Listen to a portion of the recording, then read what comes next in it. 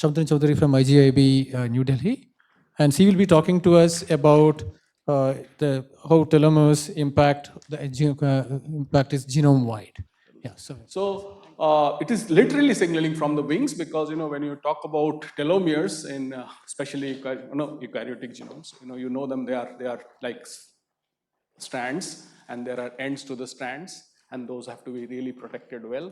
So the idea is about how do the wings talk to the rest of the genome, hello. So yeah, now what we're going to do in the next 23 minutes or so, telomeres are known to be lost with age, and I'll come to you in a minute how that happens.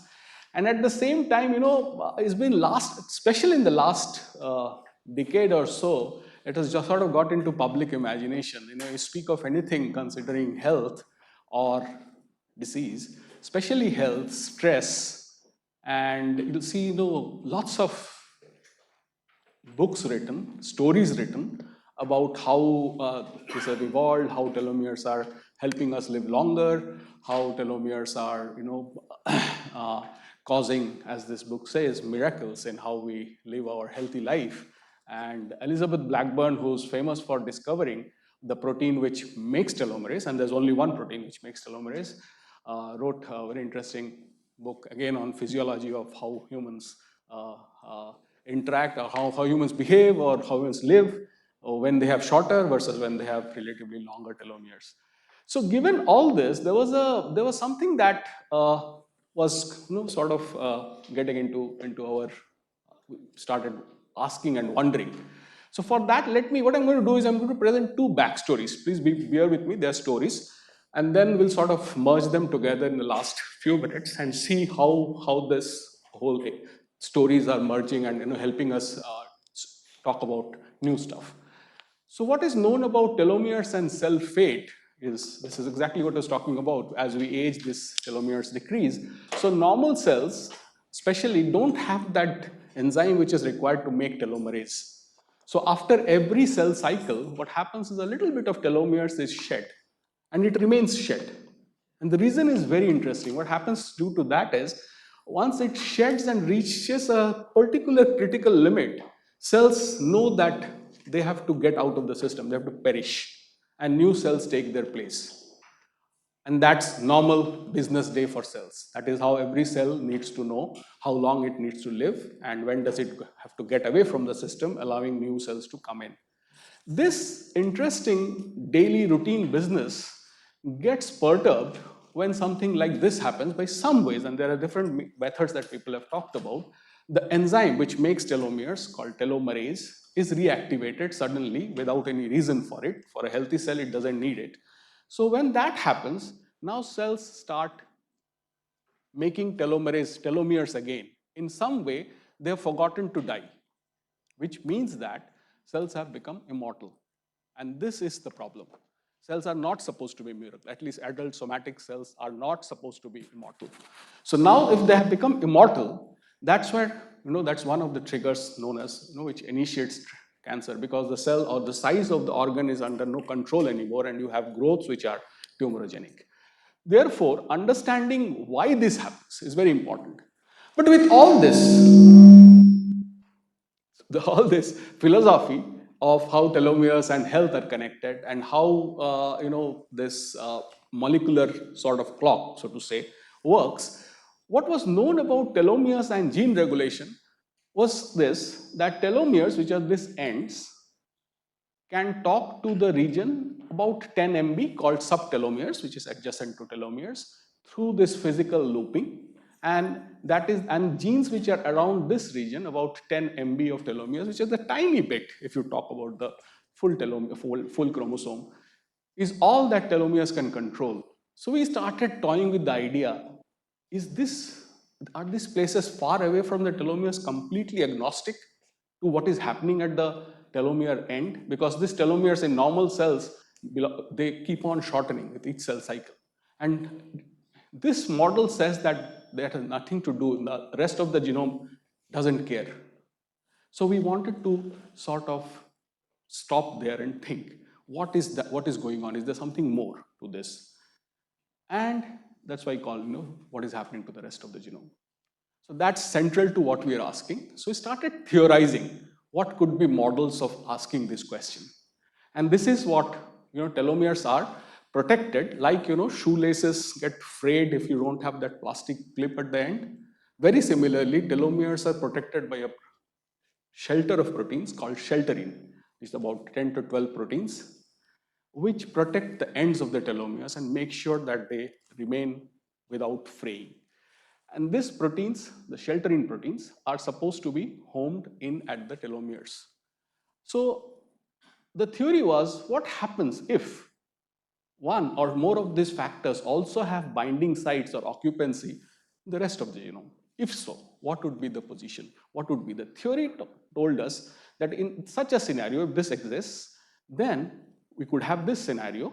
And then once you start elongating the telomeres, what would happen is you will sort of displace molecules from the other side. Provided the number of these molecules are constant in a cell, this should be happening, because more telomeres means more protection is required, so it has to pull away proteins from the other part. So this is just theory. And we had, of course, cells, engineered cells, where we had either long or short telomeres to sort of test out this model. Now, to bring in another aspect, it's a very beautiful picture of, telomeres in mouse telomeres, which are sort of lighting up. And now this is the kind of, schematic which shows that they are very well protected. For reasons which I'm not going into today, we chose TRF2, telomere repeat factor 2, which is a very central to this protection machinery.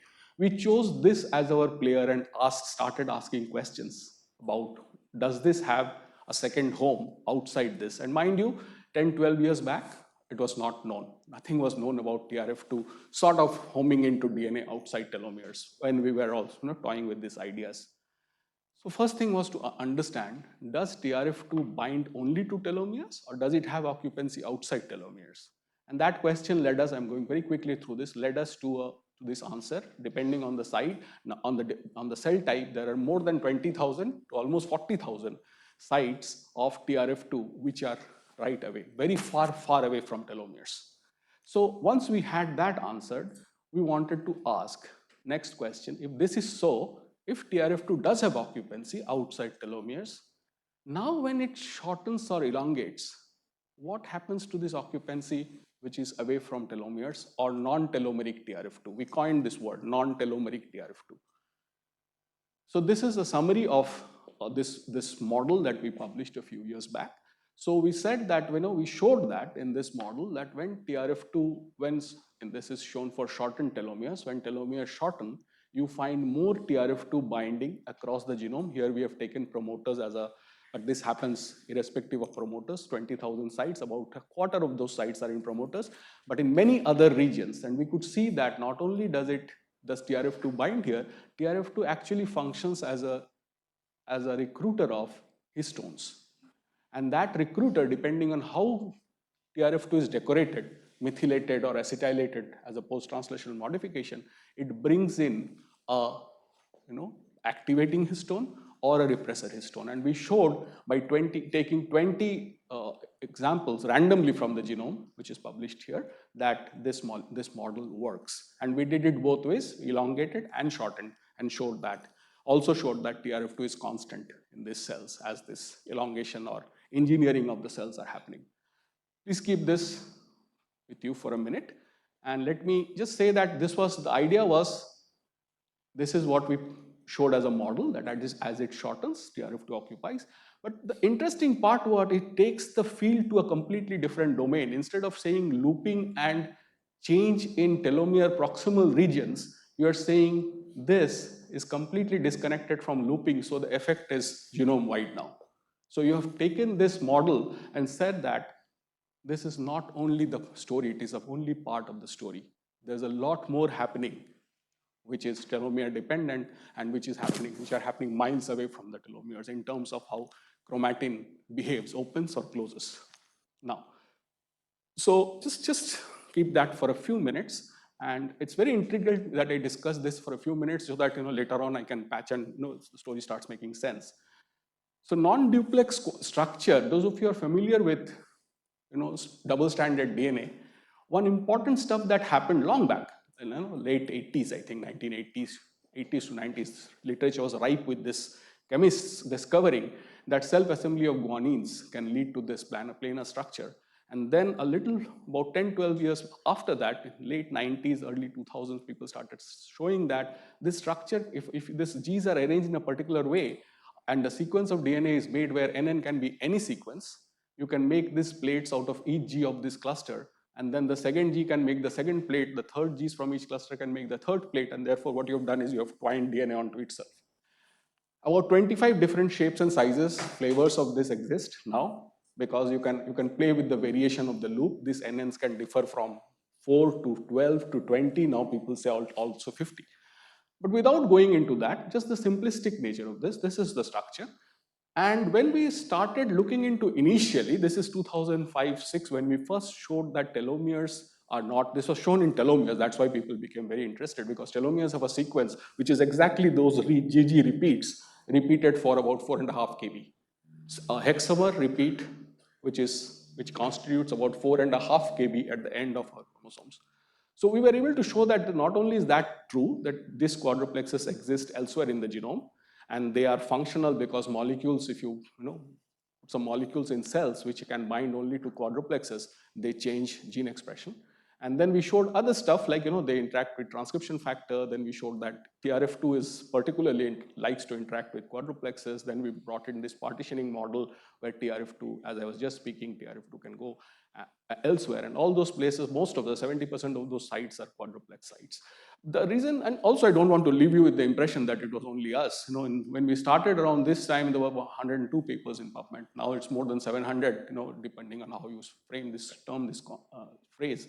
You can go up to almost 1,000 papers in this. The field has sort of bloomed because you've started taking a structure, an inane structure, DNA structure, and showed that it can have lots of function and brings in nuances which were not thought about before, about what kind of transcription factors it invites and how these transcription factors work with quadruplexes for function.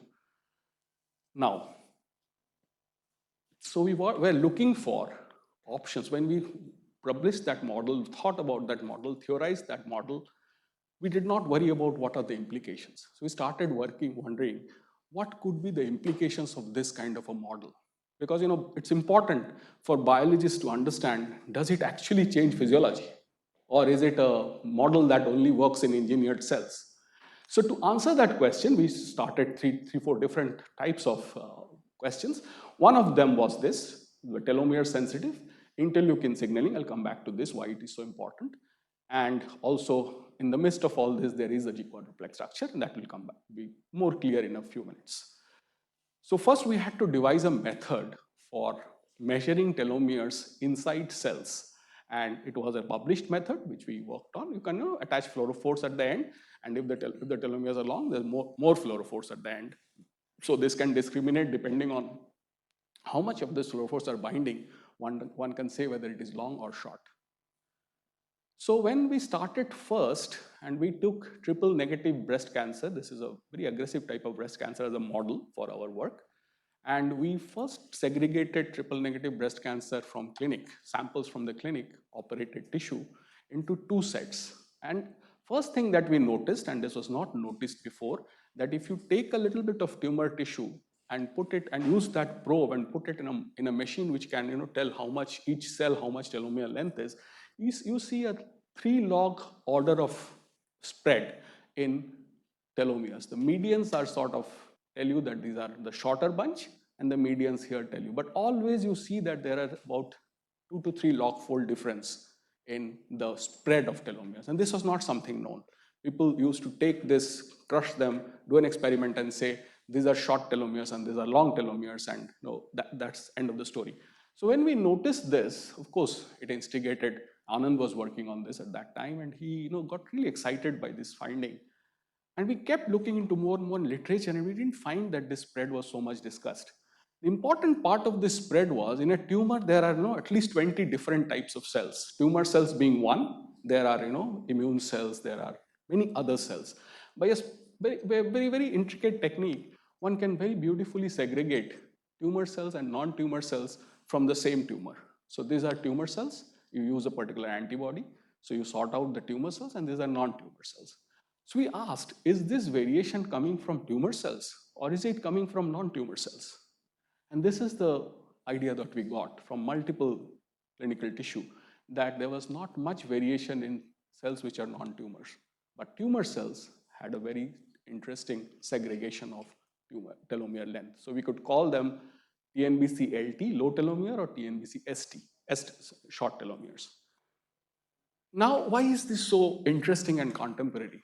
This was right around this time, the clinical trial on immunotherapy of breast cancer had shown very modest results, nothing like what the bang that happened with myeloma. It did not happen with the breast cancer immunotherapy trial. And people started looking for or trying to understand the intricacy of a tumor microenvironment and how is it so different? Why do people respond to immunotherapy in a different way?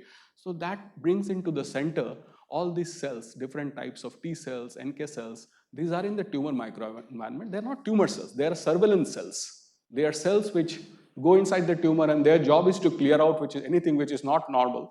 But somehow tumor cells fool them or sort of escape this detection mechanism by T cells and NK cells. And one of the culprits here is a macrophage called M2 macrophages. More M2 macrophages generally means less T cells, less penetrative. So it's immunoresistant. It's not amenable to treatment with immunotherapy. That's one of the overwhelming idea in the field. So now this then took up shape because we wanted to understand this in the context. Now what we clearly understood, and we had 4 different models. This is clinical tissue. This is clinical tissue put in mouse, and you grow a small tumor in mouse, which is from clinical tissue and called xenografts. These are organoids, which you not put in mouse. You've taken the clinical tissue and grown the tumor on a plate, triple negative breast organoids, and these are triple negative cells. And we looked at cytokine pathways. Cytokine pathways are the pathways which typically interact with the immune cells around the tumors, and that they are the ones that are supposed to be doing the crosstalks. And there were some very headline, numbers or stars of cytokines. We checked the stars of the cytokines, and we saw that across models, what stood out is interleukin 1b. These are players of the interleukin signaling pathway. So the interleukin signaling, somehow, it looked like short telomeres promote cytokines like the interleukin signaling is promoted. So this was the first observation. Now, this took us much more deeper, and I'm going to summarize in the interest of time a lot of data in this coming slide. We focused on the receptor of interleukin. The receptor is a molecule which is right on the surface of the tumor cells, and the interleukin signaling is switched on. The floodgates are open when a particular ligand, in this case IL-1 beta or IL-1 alpha, comes and interacts with the receptor. And that receptor then opens the floodgates and cytokine is secreted, which invites macrophages. We'll come back to that. But the idea here was, why is the receptor telomere dependent? So once we go and look at the promoter of this receptor, we found 2 quadruplexes in the promoter of the receptor. And we found TRF2 binding to that promoter. This is non-telomeric TRF2. This promoter is about 14 MB away from the nearest telomeres. And so we also showed that TRF2 can invite, by acetylation of TRF2 is important for inviting this bulldozer protein, activator bulldozer called P300, which invites 27AC. These are all published, only the well-known things. What we brought into this picture is P300 occupancy and 27AC is TRF2 quadruplex dependent. Of course, we had these cells long and short, and we were able to show that, this is interesting because the final outcome of this is higher 27AC. So when telomeres are short, one would expect more TRF2 here because it is not necessary at the telomere ends. And conversely, when telomeres are long, TRF2 will be pulled away from this. So when the telomeres are short, you have higher TRF2, which leads to high 27AC. That is what we show here. This is the data which is showing this. Here we are about 200 bases away from the transcription start site on the IL-1R1 promoter. And this blue dots are short telomeres, long telomeres, and these are the short telomeres, right?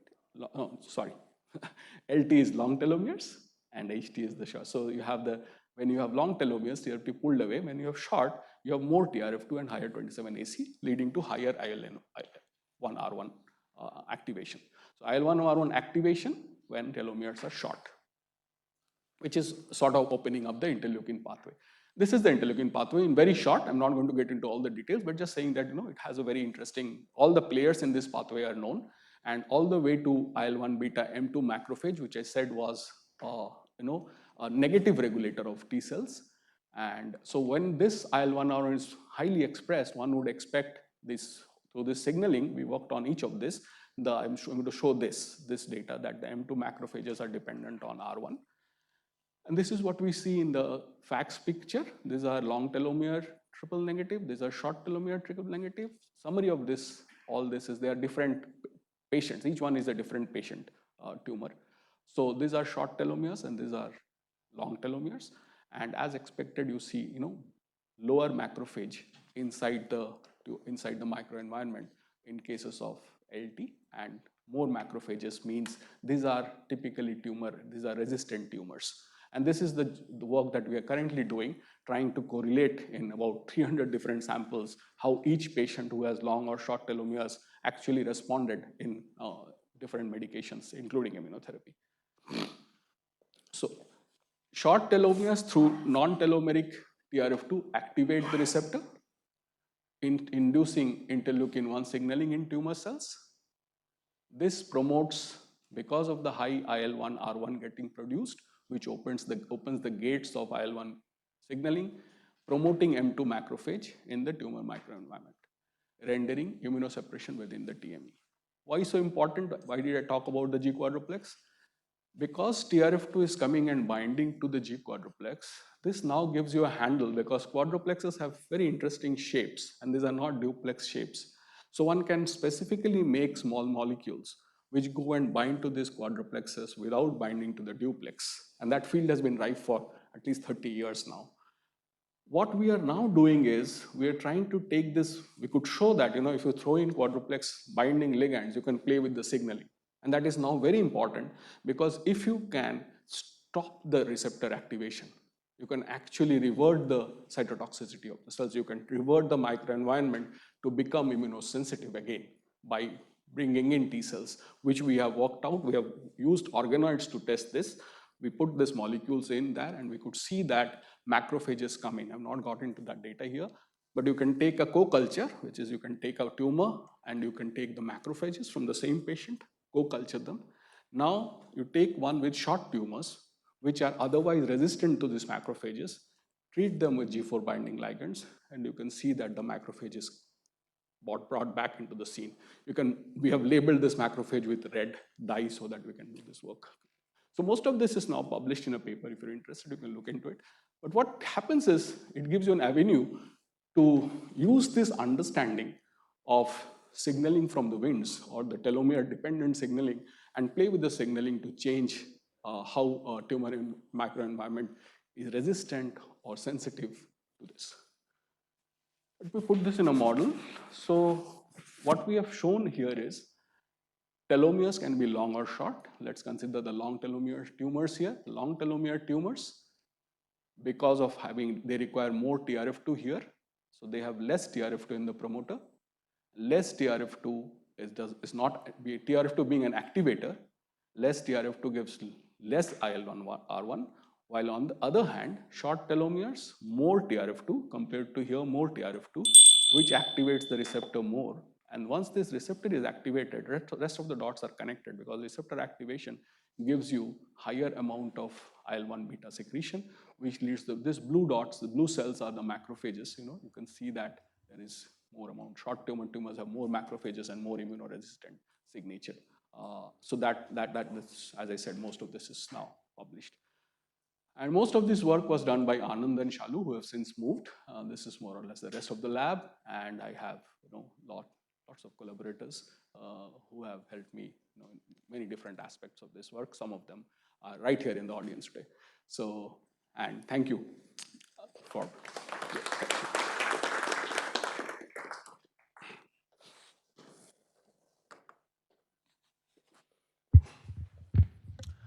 Thank you for the lecture. I like telomeres. We all like them. We all have them. I wanted to ask, this model, it looks as if you assume that the free TRFs that are capable of binding to the promoters and kind of, from what you showed, it looks as if it depends on how many of them actually bind to the telomere. But it seems that the total number of those proteins does not depend on how many bound. I mean, it's not that you have billions that are getting away. It depends on the expression level of TRF by itself. So yes, so it was important for us in this model, and I alluded to that during the talk at one point, that it was important for this model to work. We had to first assess, is TRF2 itself changing? In cancer cells that we have worked on, and also the clinical tissue that we have worked on, the overall nuclear TRF2 remains relatively same. The DNA bound, what also we noticed is that it is not copious. The amount of TRF2 available in the nucleus is not flooded. There is enough TRF2 to bind to the DNA, and free nuclear TRF2 is not too much. That is the only reason why this works. And I said that there was reasons that we chose TRF2. It may not work for other shelterings. So there are like 12 shelterings, no more than that sometimes. So TRF2 and RAP1 is another factor where one can very clearly see that the levels of nuclear TRF2, first of all, it is not flooded. Secondly, the DNA bound amount is the amount that is changing when the telomeres elongate or shorten. But you are right. In somatic cells, as they age, when telomeres shorten, because they need less and less TRF2 levels also drop. So you are right in saying that in somatic cells, that is what happens. So this model would be applicable. We now know that it is applicable, but in a different way, because telomeres, when they shorten, they also impact how much TRF2 is going to be present. Because if you telomere shorten and there's too much TRF2 left for binding elsewhere, that will have a different kind of biology.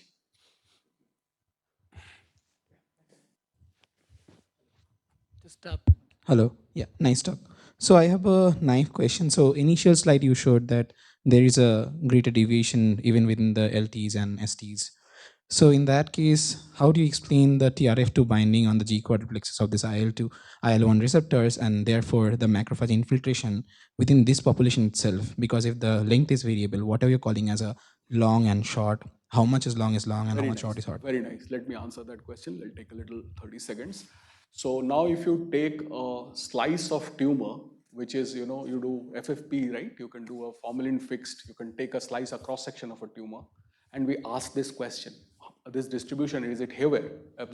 So this distribution, very interestingly, in the tumor, you have corners of short telomere tumor cells and corners of long telomere tumor cells. So generally, sometimes they are not so, but many times you can classify them, each corner or each region, you can, if you put a program, we made a software actually for this, which can detect and it can cluster and say that this is the corner which are relatively more long telomere tumor cells, and this is short. And that's microenvironment, the T cell empty macrophage population is very different across these two. So that is how this plays out, because once we have mashed it up and put it under FACS, you will get a gradation, right? But now to look at spatial resolution, you'll need to go there. So we developed this method and now we are doing a much more expensive cousin of that by doing spatial transcriptomes to understand this. But this FFP slide stuff is showing out pretty beautifully. Yeah. Shantanu, very nice talk. So when you say that these telomere components move to the other part of the genome, so what regulates that? You said that you showed the promoters, but you also said that it's not just the promoter, it binds to other part of the genome. So what specify what kind of sequence dependency or epigenetics? 70% of that binding of TRF2 elsewhere in the genome is on sites which can form quadruplexes, because TRF2 is a very avid binder of quadruplexes.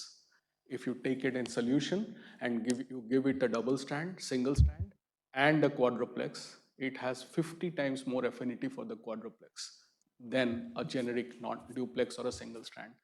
So we believe at least 70% of that is because of the possibility of quadruplexes forming. The other regions that we saw are generally G repeats, which have not been classified classically as quadruplex, but with the shapes and sizes that every day discoveries happen about what kind of sequences can form these knotted structures. One can, if you take a wider definition, all those would also form quadruplexes in some way. But I'm not saying that, I am not qualified, at least from my experiments, to say that TRF2 is only binding to quadruplexes, because TRF2 can also bind to double-strand DNA. It has two domains, a MIB domain and a B domain, and then there is a central part which connects. It's like two arms. One arm, and this has been shown by others, one arm binds to the quadruplex. The other arm binds to the duplex. We still don't know how that is playing out in this kind of But condition. what about R loops? Because since telomeres also have hybrids, and since G. That's a great question. That's a great question. Because all these sequences that we are talking about, a R loop person would say that they are all R loop forming elements. So I would not sort of agree to that, because typically because we have not used antibodies for R loops and work and figured out whether R loops are very much possible. So I think that in the interest of time, let's stop the discussion here, and maybe we can continue in the coffee time. Let's thank Professor Shantanu Chowdhury once again.